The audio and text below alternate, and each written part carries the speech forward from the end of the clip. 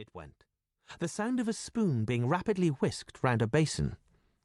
"That girl," she said. "There, I clean forgot it. It's her being so long." And while she herself finished mixing the mustard, she gave Milly a few verbal stabs for her excessive slowness.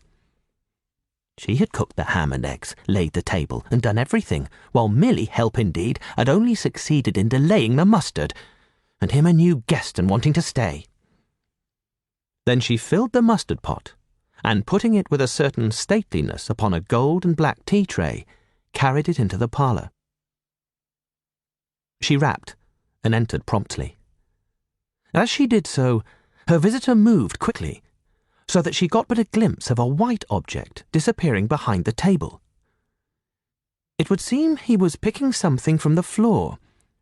She rapped down the mustard pot on the table, and then she noticed the overcoat and hat had been taken off and put over a chair in front of the fire, and a pair of wet boots threatened rust to her steel fender.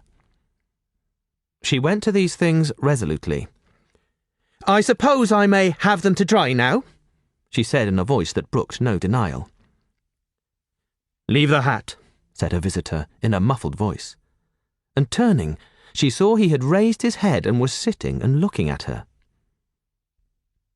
For a moment she stood gaping at him, too surprised to speak. He held a white cloth, it was a serviette he had brought with him, over the lower part of his face, so that his mouth and jaws were completely hidden, and that was the reason of his muffled voice.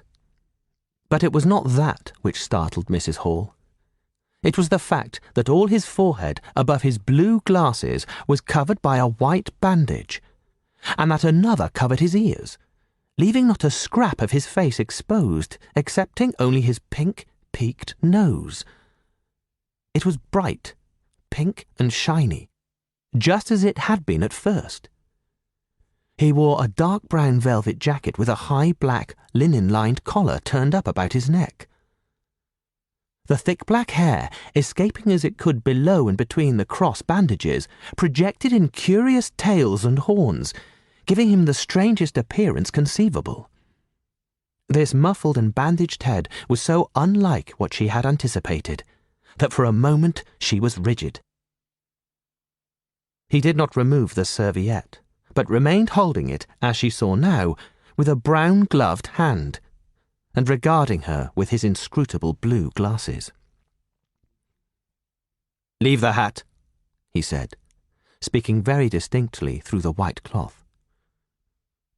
Her nerves began to recover from the shock they had received. She placed the hat on the chair again by the fire. "I didn't know, sir," she began, "that—" and she stopped, embarrassed. "Thank you," he said dryly, glancing from her to the door and then at her again. "I'll have them nicely dried, sir, at once," she said, and carried his clothes out of the room. She glanced at his white swathed head and blue goggles again as she was going out of the door. But his napkin was still in front of his face. She shivered a little as she closed the door behind her, and her face was eloquent of her surprise and perplexity. "I never," she whispered. "There." She went quite softly to the kitchen, and was too preoccupied to ask Milly what she was messing about with now when she got there. The visitor sat and listened to her retreating feet. He glanced inquiringly at the window before he removed his serviette and resumed his meal. He took a mouthful, glanced suspiciously at the window, took another mouthful, then rose and, taking the serviette in his hand, walked across the room and pulled the blind down to the top of the white muslin that obscured the lower panes. This left the room in a twilight. This done, he returned with an easier air to the table and his meal. "The poor soul's had an accident or an operation or something," said Mrs. Hall. "What a turn them bandages did give me, to be sure." She put on some more coal, unfolded the clothes horse, and extended the traveller's coat upon this. "And they goggles, why, he looked more like a diving helmet than a human man." She hung his muffler on a corner of the horse. To keep listening to this audiobook, I've left you a link in the description so you can do it, at no cost thanks to Audible's 30-day free trial.